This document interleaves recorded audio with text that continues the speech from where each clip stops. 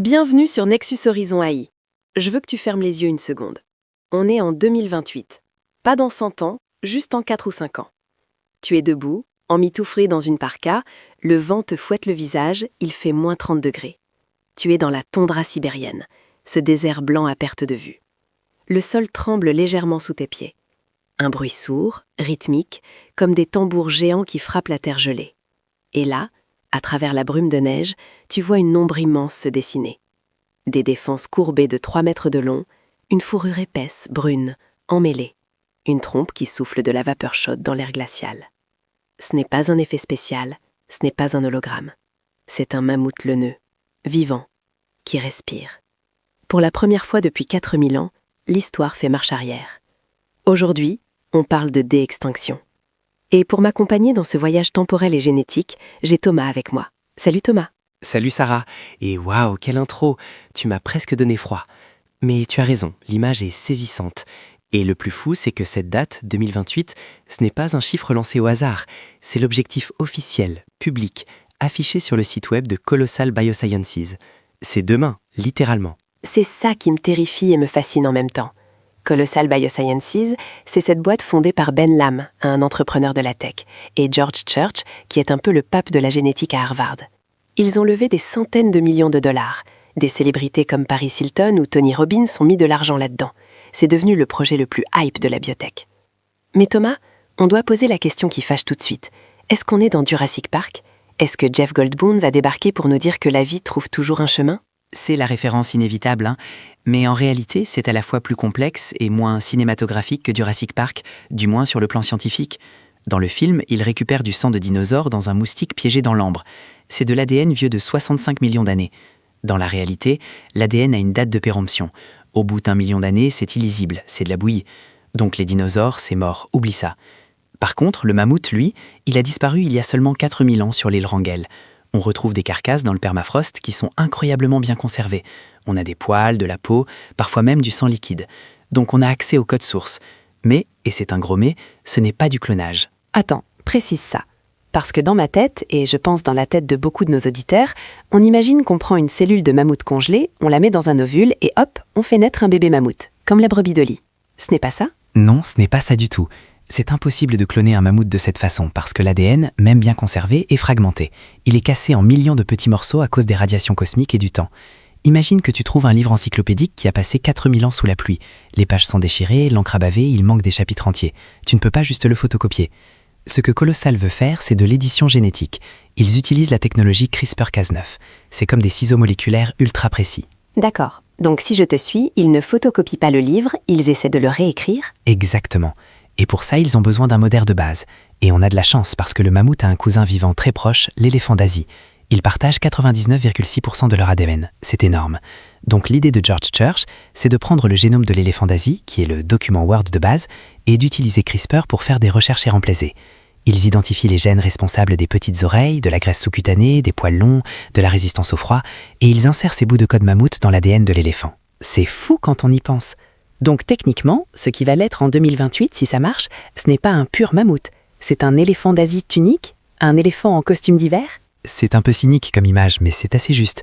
Scientifiquement, on parle d'un hybride, un mammouthant si tu veux. Il aura l'apparence du mammouth, il aura la physiologie du mammouth, il pourra survivre à moins 40 degrés. Mais génétiquement, c'est une chimère moderne, c'est une création de laboratoire. Et c'est là que ça devient vertigineux. On ne ramène pas le passé, on crée un nouvel animal inspiré du passé. Et c'est là qu'on bascule sur le pourquoi. Parce que dépenser des centaines de millions pour créer un éléphant poilu, c'est cool, c'est une prouesse technique incroyable. Mais est-ce que ça sert à quelque chose ?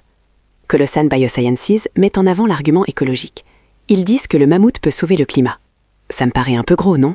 Comment un animal peut empêcher le réchauffement climatique ? Alors, l'argument repose sur une théorie assez séduisante, celle du Pleistocène Park. C'est une expérience menée par un scientifique russe, Sergueï Zimov, en Sibérie. L'idée, c'est que la toundra actuelle est une zone morte, recouverte de mousse et de neige. Quand il neige en hiver, la couche de neige agit comme une couverture isolante. Elle garde la chaleur du sol, ce qui empêche le permafrost de geler en profondeur. Résultat, le permafrost fond et il libère des tonnes de méthane, un gaz à effet de serre hyper puissant. D'accord. Donc la neige, c'est la couette qui tient chaud au sol. Et on ne veut pas que le sol est chaud. Voilà. À l'époque des mammouths, c'était différent. C'était une steppe herbeuse, pas de la mousse. Les grands herbivores piétinaient la neige en permanence pour manger l'herbe en dessous. En tassant la neige, ils détruisaient cette isolation thermique. Le froid de l'air, à moins 50 degrés, pouvait pénétrer le sol et le geler profondément. L'argument de Colossal, c'est « remettons des mammouths, ils vont piétiner la neige, faire repousser l'herbe qui réfléchit mieux la lumière du soleil, et on va garder le carbone enfermé dans le sol. » Sur le papier, c'est brillant. Mais Thomas, soyons réalistes 2 minutes.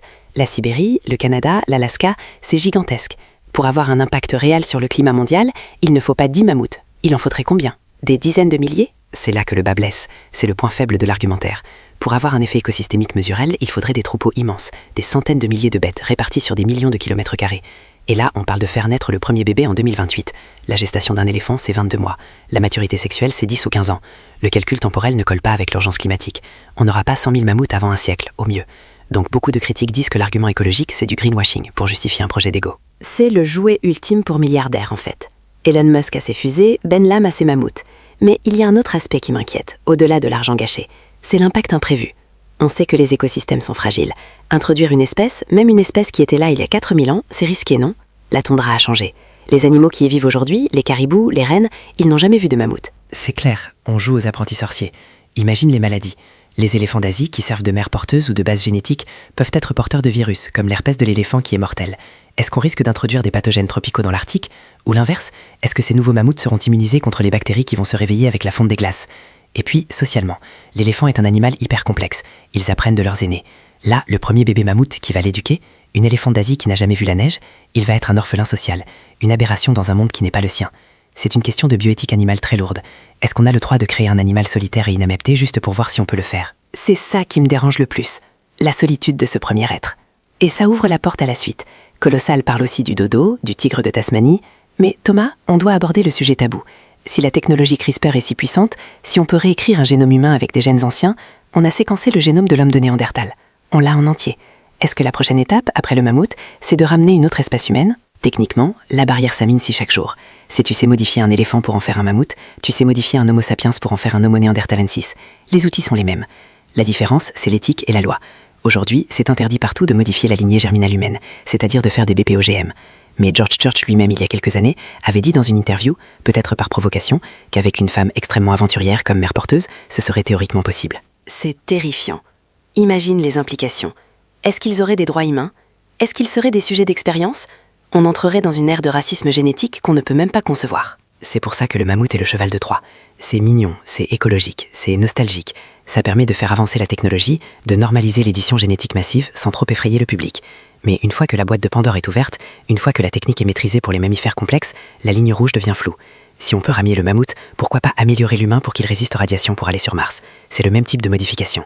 La déextinction, ce n'est pas juste regarder vers le passé, c'est le brouillon de notre futur biologique. C'est une perspective vertigineuse. On commence par vouloir voir un mammouth marcher dans la neige et on finit par redéfinir ce que signifie être vivant ou être humain.